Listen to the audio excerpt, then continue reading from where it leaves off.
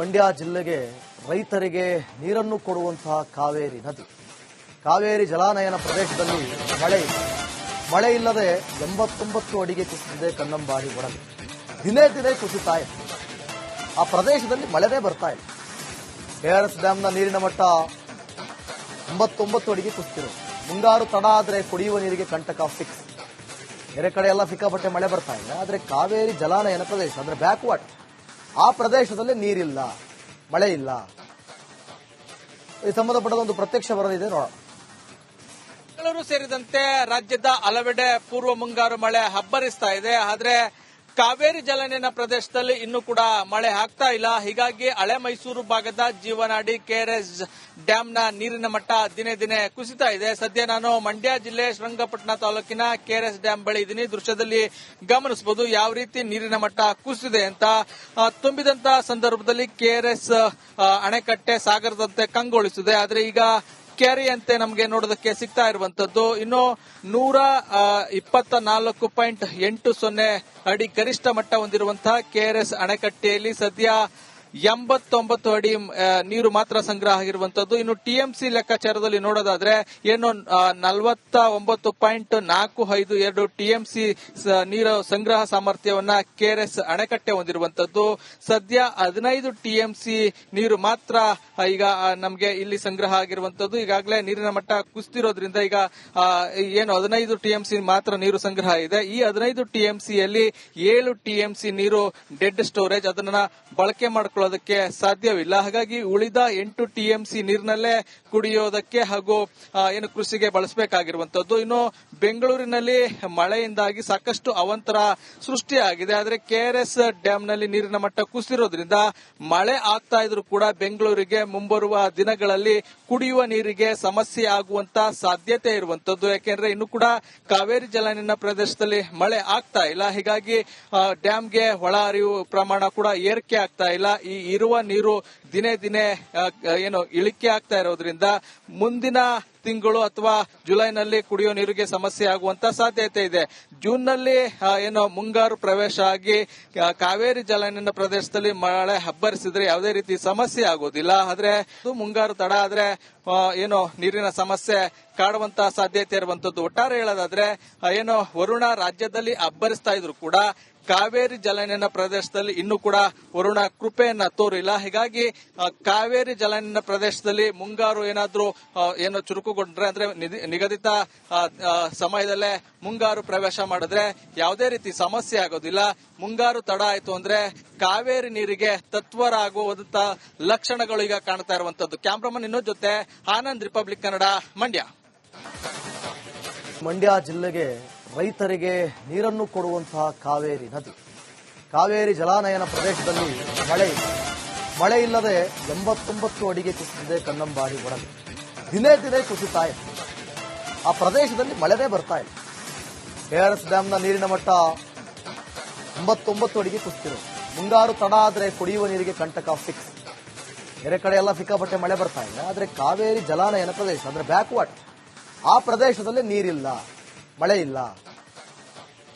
ಈ ಸಂಬಂಧಪಟ್ಟ ಒಂದು ಪ್ರತ್ಯಕ್ಷ ವರದಿದೆ ನೋಡೋಣ. ಬೆಂಗಳೂರು ಸೇರಿದಂತೆ ರಾಜ್ಯದ ಹಲವೆಡೆ ಪೂರ್ವ ಮುಂಗಾರು ಮಳೆ ಅಬ್ಬರಿಸ್ತಾ ಇದೆ. ಆದ್ರೆ ಕಾವೇರಿ ಜಲಾನಯನ ಪ್ರದೇಶದಲ್ಲಿ ಇನ್ನೂ ಕೂಡ ಮಳೆ ಆಗ್ತಾ ಇಲ್ಲ. ಹೀಗಾಗಿ ಹಳೆ ಮೈಸೂರು ಭಾಗದ ಜೀವನಾಡಿ ಕೆಆರ್ಎಸ್ ಡ್ಯಾಂನ ನೀರಿನ ಮಟ್ಟ ದಿನೇ ದಿನೇ ಕುಸಿತಾ ಇದೆ. ಸದ್ಯ ನಾನು ಮಂಡ್ಯ ಜಿಲ್ಲೆ ಶ್ರೀರಂಗಪಟ್ಟಣ ತಾಲೂಕಿನ ಕೆಆರ್ಎಸ್ ಡ್ಯಾಂ ಬಳಿ ಇದ್ದೀನಿ. ದೃಶ್ಯದಲ್ಲಿ ಗಮನಿಸಬಹುದು ಯಾವ ರೀತಿ ನೀರಿನ ಮಟ್ಟ ಕುಸಿದಿದೆ ಅಂತ. ತುಂಬಿದಂತ ಸಂದರ್ಭದಲ್ಲಿ ಕೆಆರ್ಎಸ್ ಅಣೆಕಟ್ಟೆ ಸಾಗರದಂತೆ ಕಂಗೊಳಿಸಿದೆ. ಆದ್ರೆ ಈಗ ಕೆರೆಯಂತೆ ನಮಗೆ ನೋಡೋದಕ್ಕೆ ಸಿಗ್ತಾ ಇರುವಂತದ್ದು. ಇನ್ನು 124.80 ಅಡಿ ಗರಿಷ್ಠ ಮಟ್ಟ ಹೊಂದಿರುವಂತಹ ಕೆಆರ್ಎಸ್ ಅಣೆಕಟ್ಟೆಯಲ್ಲಿ ಸದ್ಯ 89 ಅಡಿ ನೀರು ಮಾತ್ರ ಸಂಗ್ರಹ ಆಗಿರುವಂತದ್ದು. ಇನ್ನು ಟಿಎಂಸಿ ಲೆಕ್ಕಾಚಾರದಲ್ಲಿ ನೋಡೋದಾದ್ರೆ ಏನು 49.452 ಟಿಎಂಸಿ ನೀರು ಸಂಗ್ರಹ ಸಾಮರ್ಥ್ಯವನ್ನ ಕೆಆರ್ಎಸ್ ಅಣೆಕಟ್ಟೆ ಹೊಂದಿರುವಂತದ್ದು. ಸದ್ಯ 15 ಟಿಎಂಸಿ ನೀರು ಮಾತ್ರ ಈಗ ನಮಗೆ ಇಲ್ಲಿ ಸಂಗ್ರಹ ಆಗಿರುವಂತದ್ದು. ಈಗಾಗಲೇ ನೀರಿನ ಮಟ್ಟ ಕುಸಿದಿರೋದ್ರಿಂದ ಈಗ ಏನು 15 ಟಿಎಂಸಿ ಮಾತ್ರ ನೀರು ಸಂಗ್ರಹ ಇದೆ. ಈ 15 ಟಿಎಂಸಿಯಲ್ಲಿ 7 ಟಿಎಂಸಿ ನೀರು ಡೆಡ್ ಸ್ಟೋರೇಜ್, ಅದನ್ನ ಬಳಕೆ ಮಾಡಿಕೊಳ್ಳೋದು ಮಾಡ್ಕೊಳ್ಳೋದಕ್ಕೆ ಸಾಧ್ಯವಿಲ್ಲ. ಹಾಗಾಗಿ ಉಳಿದ 8 ಟಿಎಂಸಿ ನೀರಿನಲ್ಲೇ ಕುಡಿಯೋದಕ್ಕೆ ಹಾಗೂ ಏನು ಕೃಷಿಗೆ ಬಳಸಬೇಕಾಗಿರುವಂತದ್ದು. ಇನ್ನು ಬೆಂಗಳೂರಿನಲ್ಲಿ ಮಳೆಯಿಂದಾಗಿ ಸಾಕಷ್ಟು ಅವಾಂತರ ಸೃಷ್ಟಿಯಾಗಿದೆ. ಆದ್ರೆ ಕೆಆರ್ಎಸ್ ಡ್ಯಾಂನಲ್ಲಿ ನೀರಿನ ಮಟ್ಟ ಕುಸಿರೋದ್ರಿಂದ ಮಳೆ ಆಗ್ತಾ ಇದ್ರೂ ಕೂಡ ಬೆಂಗಳೂರಿಗೆ ಮುಂಬರುವ ದಿನಗಳಲ್ಲಿ ಕುಡಿಯುವ ನೀರಿಗೆ ಸಮಸ್ಯೆ ಆಗುವಂತ ಸಾಧ್ಯತೆ ಇರುವಂತದ್ದು. ಯಾಕೆಂದ್ರೆ ಇನ್ನು ಕೂಡ ಕಾವೇರಿ ಜಲಾನಯನ ಪ್ರದೇಶದಲ್ಲಿ ಮಳೆ ಆಗ್ತಾ ಇಲ್ಲ. ಹೀಗಾಗಿ ಡ್ಯಾಂಗೆ ಒಳ ಹರಿವು ಪ್ರಮಾಣ ಕೂಡ ಏರಿಕೆ ಆಗ್ತಾ ಇಲ್ಲ. ಈ ಇರುವ ನೀರು ದಿನೇ ದಿನೇ ಏನು ಇಳಿಕೆ ಆಗ್ತಾ ಇರೋದ್ರಿಂದ ಮುಂದಿನ ತಿಂಗಳು ಅಥವಾ ಜುಲೈನಲ್ಲಿ ಕುಡಿಯೋ ನೀರಿಗೆ ಸಮಸ್ಯೆ ಆಗುವಂತ ಸಾಧ್ಯತೆ ಇದೆ. ಜೂನ್ನಲ್ಲಿ ಏನು ಮುಂಗಾರು ಪ್ರವೇಶ ಆಗಿ ಕಾವೇರಿ ಜಲಾನಯನ ಪ್ರದೇಶದಲ್ಲಿ ಮಳೆ ಅಬ್ಬರಿಸಿದ್ರೆ ಯಾವುದೇ ರೀತಿ ಸಮಸ್ಯೆ ಆಗೋದಿಲ್ಲ. ಆದ್ರೆ ಮುಂಗಾರು ತಡ ಆದ್ರೆ ಏನು ನೀರಿನ ಸಮಸ್ಯೆ ಕಾಡುವಂತ ಸಾಧ್ಯತೆ ಇರುವಂತದ್ದು. ಒಟ್ಟಾರೆ ಹೇಳೋದಾದ್ರೆ ಏನು ವರುಣ ರಾಜ್ಯದಲ್ಲಿ ಅಬ್ಬರಿಸ್ತಾ ಇದ್ರು ಕೂಡ ಕಾವೇರಿ ಜಲಾನಯನ ಪ್ರದೇಶದಲ್ಲಿ ಇನ್ನೂ ಕೂಡ ವರುಣ ಕೃಪೆಯನ್ನ ತೋರಿಲ್ಲ. ಹೀಗಾಗಿ ಕಾವೇರಿ ಜಲಾನಯನ ಪ್ರದೇಶದಲ್ಲಿ ಮುಂಗಾರು ಏನಾದ್ರೂ ಏನು ಚುರುಕುಗೊಂಡ್ರೆ ಅಂದ್ರೆ ನಿಗದಿತ ಸಮಯದಲ್ಲೇ ಮುಂಗಾರು ಪ್ರವೇಶ ಮಾಡಿದ್ರೆ ಯಾವುದೇ ರೀತಿ ಸಮಸ್ಯೆ ಆಗೋದಿಲ್ಲ.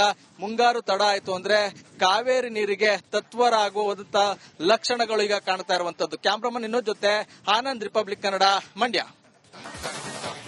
ಮಂಡ್ಯ ಜಿಲ್ಲೆಗೆ ರೈತರಿಗೆ ನೀರನ್ನು ಕೊಡುವಂತಹ ಕಾವೇರಿ ನದಿ, ಕಾವೇರಿ ಜಲಾನಯನ ಪ್ರದೇಶದಲ್ಲಿ ಮಳೆ ಇಲ್ಲದೆ 89 ಅಡಿಗೆ ಕುಸಿದಿದೆ ಕನ್ನಂಬಾಡಿ ಒಡಲು. ದಿನೇ ದಿನೇ ಕುಸಿತಾ ಇದೆ. ಆ ಪ್ರದೇಶದಲ್ಲಿ ಮಳೆನೇ ಬರ್ತಾ ಇಲ್ಲ. ಕೆಆರ್ಎಸ್ ಡ್ಯಾಂನ ನೀರಿನ ಮಟ್ಟ 89 ಅಡಿಗೆ ಕುಸಿತಿರೋದು. ಮುಂಗಾರು ತಡ ಆದ್ರೆ ಕುಡಿಯುವ ನೀರಿಗೆ ಕಂಟಕ ಫಿಕ್ಸ್. ಬೇರೆ ಕಡೆ ಎಲ್ಲ ಸಿಕ್ಕಾಪಟ್ಟೆ ಮಳೆ ಬರ್ತಾ ಇದೆ. ಆದ್ರೆ ಕಾವೇರಿ ಜಲಾನಯನ ಪ್ರದೇಶ ಅಂದ್ರೆ ಬ್ಯಾಕ್ ವಾಟರ್, ಆ ಪ್ರದೇಶದಲ್ಲಿ ನೀರಿಲ್ಲ, ಮಳೆ ಇಲ್ಲ. ಈ ಸಂಬಂಧಪಟ್ಟ ಒಂದು ಪ್ರತ್ಯಕ್ಷ ವರದಿದೆ ನೋಡೋಣ. ಬೆಂಗಳೂರು ಸೇರಿದಂತೆ ರಾಜ್ಯದ ಹಲವೆಡೆ ಪೂರ್ವ ಮುಂಗಾರು ಮಳೆ ಅಬ್ಬರಿಸ್ತಾ ಇದೆ. ಆದ್ರೆ ಕಾವೇರಿ ಜಲಾನಯನ ಪ್ರದೇಶದಲ್ಲಿ ಇನ್ನೂ ಕೂಡ ಮಳೆ ಆಗ್ತಾ ಇಲ್ಲ. ಹೀಗಾಗಿ ಹಳೆ ಮೈಸೂರು ಭಾಗದ ಜೀವನಾಡಿ ಕೆಆರ್ಎಸ್ ಡ್ಯಾಂನ ನೀರಿನ ಮಟ್ಟ ದಿನೇ ದಿನೇ ಕುಸಿತಾ ಇದೆ. ಸದ್ಯ ನಾನು ಮಂಡ್ಯ ಜಿಲ್ಲೆ ಶ್ರೀರಂಗಪಟ್ಟಣ ತಾಲೂಕಿನ ಕೆಆರ್ಎಸ್ ಡ್ಯಾಂ ಬಳಿ ಇದ್ದೀನಿ. ದೃಶ್ಯದಲ್ಲಿ ಗಮನಿಸಬಹುದು ಯಾವ ರೀತಿ ನೀರಿನ ಮಟ್ಟ ಕುಸಿದಿದೆ ಅಂತ. ತುಂಬಿದಂತ ಸಂದರ್ಭದಲ್ಲಿ ಕೆಆರ್ಎಸ್ ಅಣೆಕಟ್ಟೆ ಸಾಗರದಂತೆ ಕಂಗೊಳಿಸಿದೆ. ಆದ್ರೆ ಈಗ ಕೆರೆಯಂತೆ ನಮಗೆ ನೋಡೋದಕ್ಕೆ ಸಿಗ್ತಾ ಇರುವಂತದ್ದು. ಇನ್ನು 124.80 ಅಡಿ ಗರಿಷ್ಠ ಮಟ್ಟ ಹೊಂದಿರುವಂತಹ ಕೆಆರ್ಎಸ್ ಅಣೆಕಟ್ಟೆಯಲ್ಲಿ ಸದ್ಯ 89 ಅಡಿ ನೀರು ಮಾತ್ರ ಸಂಗ್ರಹ ಆಗಿರುವಂತದ್ದು. ಇನ್ನು ಟಿಎಂಸಿ ಲೆಕ್ಕಾಚಾರದಲ್ಲಿ ನೋಡೋದಾದ್ರೆ ಏನು 49.452 ಟಿಎಂಸಿ ನೀರು ಸಂಗ್ರಹ ಸಾಮರ್ಥ್ಯವನ್ನ ಕೆಆರ್ಎಸ್ ಅಣೆಕಟ್ಟೆ ಹೊಂದಿರುವಂತದ್ದು. ಸದ್ಯ 15 ಟಿಎಂಸಿ ನೀರು ಮಾತ್ರ ಈಗ ನಮಗೆ ಇಲ್ಲಿ ಸಂಗ್ರಹ ಆಗಿರುವಂತದ್ದು. ಈಗಾಗಲೇ ನೀರಿನ ಮಟ್ಟ ಕುಸಿತಿರೋದ್ರಿಂದ ಈಗ ಏನು 15 ಟಿಎಂಸಿ ಮಾತ್ರ ನೀರು ಸಂಗ್ರಹ ಇದೆ. ಈ 15 ಟಿಎಂಸಿಯಲ್ಲಿ 7 ಟಿಎಂಸಿ ನೀರು ಡೆಡ್ ಸ್ಟೋರೇಜ್, ಅದನ್ನ ಬಳಕೆ ಮಾಡಿಕೊಳ್ಳೋದಕ್ಕೆ ಸಾಧ್ಯವಿಲ್ಲ. ಹಾಗಾಗಿ ಉಳಿದ 8 ಟಿಎಂಸಿ ನೀರಿನಲ್ಲೇ ಕುಡಿಯೋದಕ್ಕೆ ಹಾಗೂ ಏನು ಕೃಷಿಗೆ ಬಳಸಬೇಕಾಗಿರುವಂತದ್ದು. ಇನ್ನು ಬೆಂಗಳೂರಿನಲ್ಲಿ ಮಳೆಯಿಂದಾಗಿ ಸಾಕಷ್ಟು ಅವಾಂತರ ಸೃಷ್ಟಿಯಾಗಿದೆ. ಆದ್ರೆ ಕೆಆರ್ಎಸ್ ಡ್ಯಾಂನಲ್ಲಿ ನೀರಿನ ಮಟ್ಟ ಕುಸಿರೋದ್ರಿಂದ ಮಳೆ ಆಗ್ತಾ ಇದ್ರೂ ಕೂಡ ಬೆಂಗಳೂರಿಗೆ ಮುಂಬರುವ ದಿನಗಳಲ್ಲಿ ಕುಡಿಯುವ ನೀರಿಗೆ ಸಮಸ್ಯೆ ಆಗುವಂತ ಸಾಧ್ಯತೆ ಇರುವಂತದ್ದು. ಯಾಕೆಂದ್ರೆ ಇನ್ನು ಕೂಡ ಕಾವೇರಿ ಜಲಾನಯನ ಪ್ರದೇಶದಲ್ಲಿ ಮಳೆ ಆಗ್ತಾ ಇಲ್ಲ. ಹೀಗಾಗಿ ಡ್ಯಾಂಗೆ ಒಳ ಹರಿವು ಪ್ರಮಾಣ ಕೂಡ ಏರಿಕೆ ಆಗ್ತಾ ಇಲ್ಲ. ಈ ಇರುವ ನೀರು ದಿನೇ ದಿನೇ ಏನು ಇಳಿಕೆ ಆಗ್ತಾ ಇರೋದ್ರಿಂದ ಮುಂದಿನ ತಿಂಗಳು ಅಥವಾ ಜುಲೈನಲ್ಲಿ ಕುಡಿಯೋ ನೀರಿಗೆ ಸಮಸ್ಯೆ ಆಗುವಂತ ಸಾಧ್ಯತೆ ಇದೆ.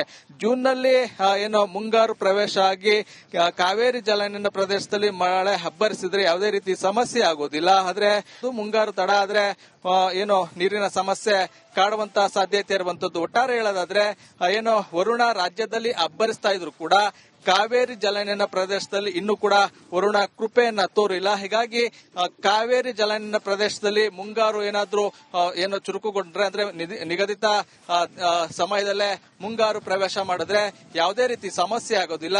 ಮುಂಗಾರು ತಡ ಆಯ್ತು ಅಂದ್ರೆ ಕಾವೇರಿ ನೀರಿಗೆ ತತ್ವರ ಆಗುವಂತ ಲಕ್ಷಣಗಳು ಈಗ ಕಾಣ್ತಾ ಇರುವಂತದ್ದು. ಕ್ಯಾಮ್ರಾಮನ್ ಇನ್ನೊಂದು ಜೊತೆ ಆನಂದ್, ರಿಪಬ್ಲಿಕ್ ಕನ್ನಡ, ಮಂಡ್ಯ.